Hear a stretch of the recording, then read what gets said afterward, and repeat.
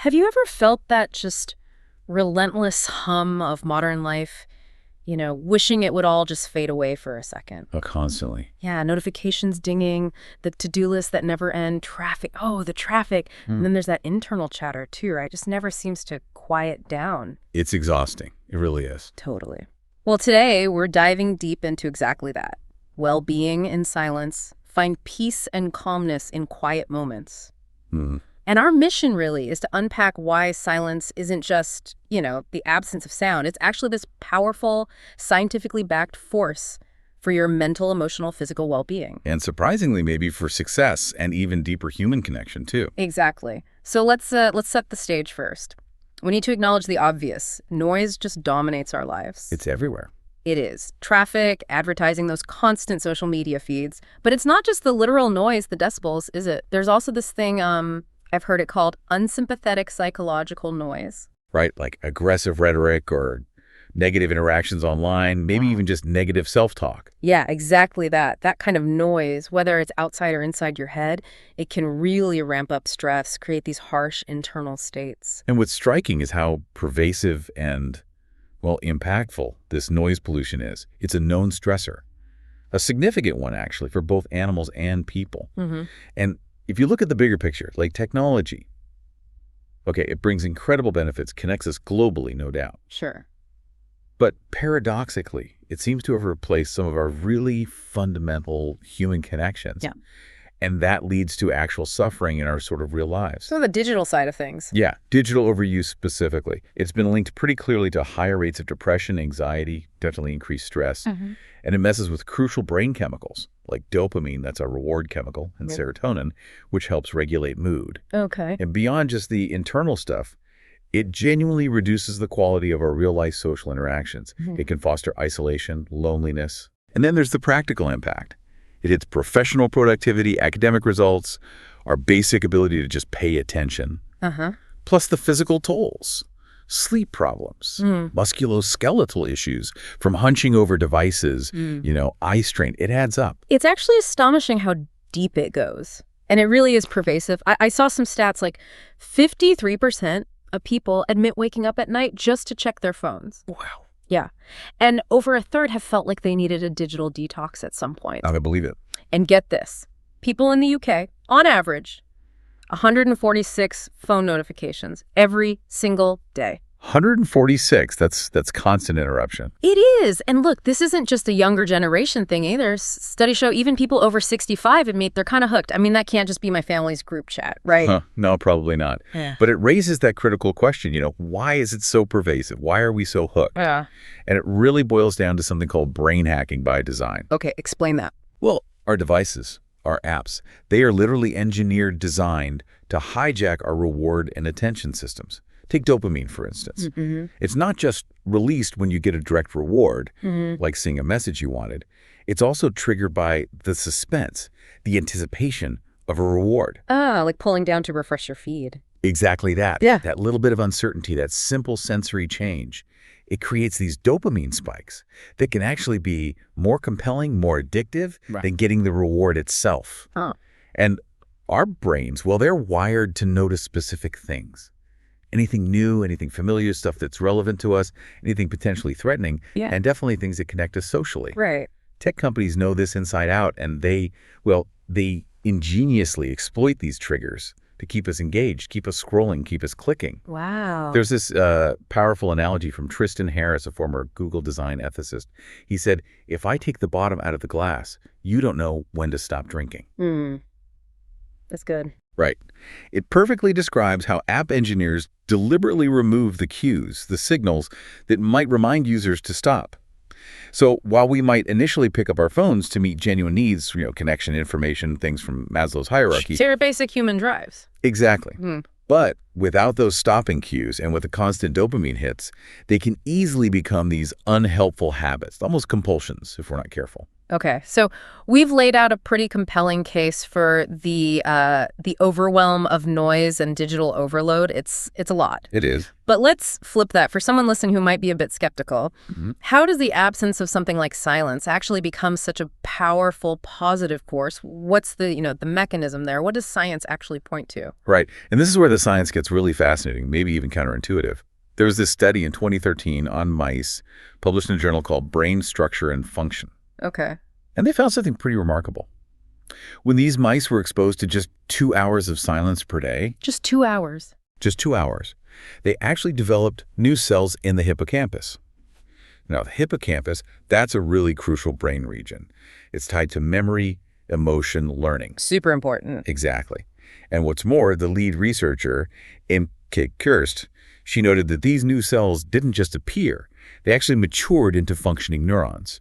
They integrated into the brain's system. Wow. So silence isn't just passive, it's actively. It implies that silence can, quite literally, help grow your brain. It's regenerative. Okay, so silence isn't just a break. It feels like a growth accelerator for our brains then. What about what happens when we're just resting? Is the brain ever truly off? That's a great question. Yeah. And no, not really. Even when our brain seems to be resting, it's constantly active. Yeah. A 2001 study actually defined this as the brain's default mode of function. Default mode. Okay. Yeah, and it showed the brain is actively internalizing and evaluating information, even when we're not focused on a specific task. This mode is absolutely crucial for self-reflection. So when you're not distracted by noise or, goal-oriented tasks, this quiet time allows what they call your conscious workspace to process things. It gives your brain the freedom it needs to sort of figure out its place, both in your internal world and the external world. Herman Melville actually wrote something like, "All profound things and emotions of things are preceded and attended by silence." It's that space that allows for really profound imaginative thought. That's such a stark contrast to what noise does, which, as we said, elevates stress levels. How does silence specifically counter that, like physiologically? Precisely. Noise has a really pronounced physical effect. Sound waves hit the brain, they become electrical signals, they activate the amygdala, the fear and emotion center. Right. And that leads to a release of stress hormones like cortisol. So living in consistently noisy places can mean chronically elevated stress. Which is obviously bad long term. Definitely. Silence, though, seems to do the exact opposite. There was a study in the journal Heart that found just 2 minutes of silence, just 2 minutes, was more relaxing than listening to what they termed relaxing music. More relaxing than relaxing music. How did they measure that? They looked at changes in blood pressure and blood circulation in the brain. The silence produced a greater drop in both. That is a powerful finding. 2 minutes. Okay. And how does this noise reduction impact our ability to think clearly, to perform tasks? Well, what's compelling here is that silence seems to replenish our cognitive resources. Replenish them? How so? Think about it. Noise pollution is known to harm task performance. It decreases motivation, increases errors, especially impacting things like reading comprehension, attention span, memory, problem solving. Okay. So by reducing that constant sensory input, silence basically allows the brain to recover those cognitive abilities. It helps restore what's been depleted by all the excess noise. It's almost like hitting a cognitive reset button. A reset button. I like that. So it's not just about recovering from the noise. It sounds like silence enables us to actually achieve more. It goes beyond just restoration. Absolutely. It's not just recovery, it's a catalyst. Okay, so catalyst for what then? Creatively, emotionally. Both, definitely. Quiet moments are incredibly powerful for sparking creativity and insight. When you remove the distractions, your brain can process thoughts more deeply. That's where creative breakthroughs often happen, where you find clarity on complex problems. Right. This connects really well to the concept of deep work. The idea of achieving focused success in our incredibly distracted world. Tell Newport. Exactly. And part of that is embracing boredom. If you always immediately fill every tiny moment of potential boredom with a quick glance at your phone. Which is so easy to do. So easy. Yeah. But if you do that, your brain might not be trained or ready for that deep, concentrated work when you need it.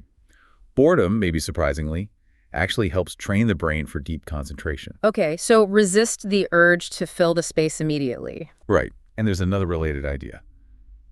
Productive meditation. Productive meditation. That sounds like an oxymoron. Huh. Sort of. But the idea is you're physically occupied, maybe walking in the park, on your commute, even just sitting and watching people go by.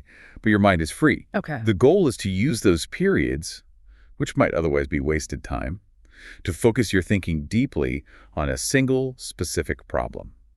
It reinforces your ability to think deeply, pushing your focus even while you're physically doing something else. That's a fascinating concept because, yeah, for many, meditation means sitting perfectly still, eyes closed. How do you reconcile that active part with the quiet, reflective nature? I think it's about finding your version of stillness, what works for you. And it reminds me of something from the Joy Diet, I think, which emphasizes that sometimes doing nothing can be the most productive activity you undertake all day. Doing nothing is productive. Okay. It's about just being still, allowing the mind to quiet down, and simply being, not constantly doing, planning, reacting. That kind of stillness feels incredibly vital, especially you. How does it help us keep perspective, stay connected to ourselves? It's absolutely vital because it is how we maintain perspective.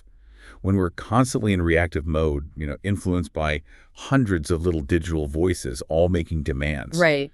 we easily lose sight of what actually matters to us. Yeah. Stillness helps us stay connected to our true selves, ensuring we're living from the inside out, not just confused by the image we project to the world. Living from the inside out. I like that. And it builds what you might call internal margin, more space inside, room to notice the important things, room to be thankful for them.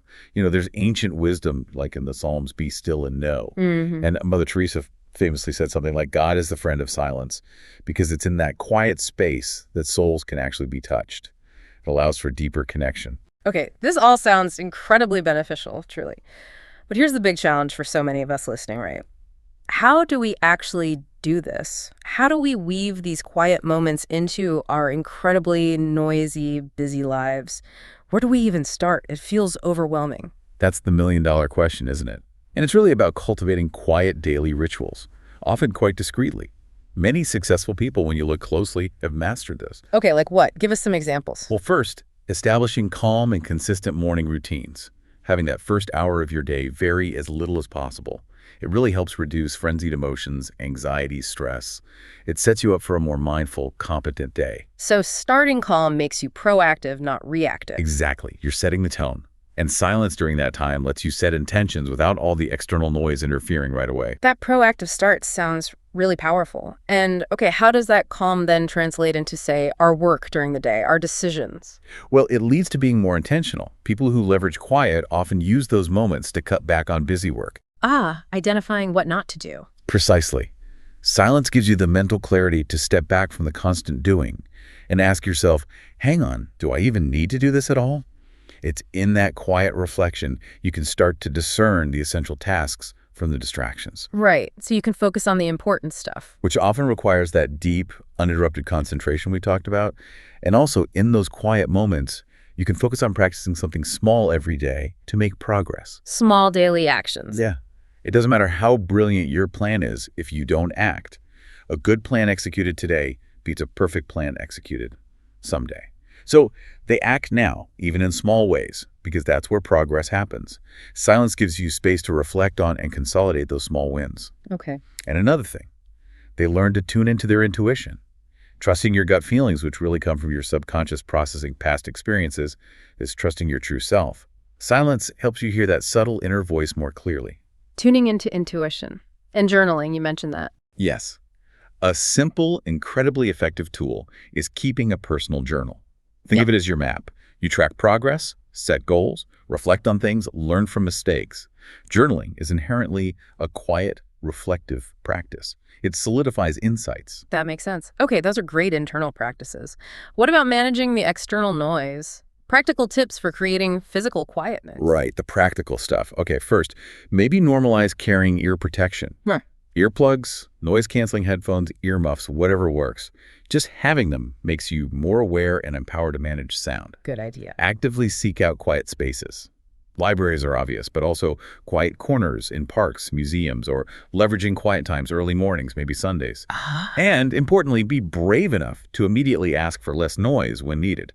Closing an office door, signaling to someone their video is too loud. It's okay to do that. You need to get better at that. We do. You can even try something like ocean breath. It's also called ujjayi breathing in yoga. It's a very gentle technique where you make a soft, ocean-like sound in the back of your throat as you breathe. It's calming and helps focus your attention inward, kind of blocking out external noise. Ocean breath, okay. Also, just be aware of when and where it's likely to be loud so you can mentally prepare. Maybe choose to eat lunch in a quieter spot, away from the main rush hour in the cafeteria. Small adjustments? Tiny adjustments. And if you listen to music, maybe try headphones with a decent bass boost sometimes that allows you to listen at a lower overall volume because the sound feels fuller, easier to listen to. Interesting tip. Okay, what about the digital noise? Specific strategies for managing screen time, a digital detox. Yeah, and tailored strategies are key here because one size definitely doesn't fit all, but some general tips that often help. Okay. Set specific time limits for problem apps. Create tech-free zones. The bedroom is a huge one. Oh, yeah. And crucially, plug your phone in to charge outside the bedroom at night. Go old school. Get a real alarm clock. Haha, radical. It works. Disable non-essential notifications. Most of them are non-essential. Schedule bedtime mode. Or do not disturb on your phone well before you actually plan to sleep. Give yourself wind down time. Exactly. Set reminders maybe during work for no screen breaks, even just 5 minutes every hour or so. And this is vital. Have alternative activities ready to go. A book, a journal, a sketch pad, knitting, whatever. So you don't reach for the phone out of sheer boredom. Precisely. Because those alternatives, they thrive in quiet moments. They fill the space meaningfully. That is a wealth of incredible, really actionable advice. And, for anyone listening, I think it's important to say it's not about being perfect overnight. Oh, absolutely not. Even starting with just 5 or 15 minutes a day, just a small, quiet step, that can make a huge difference. And if you miss a day or two... Don't beat yourself up. Just start again tomorrow. Self-compassion is key. Definitely. Okay, now let's shift gears slightly. Let's talk about something equally powerful. How silence isn't just for our own personal gain.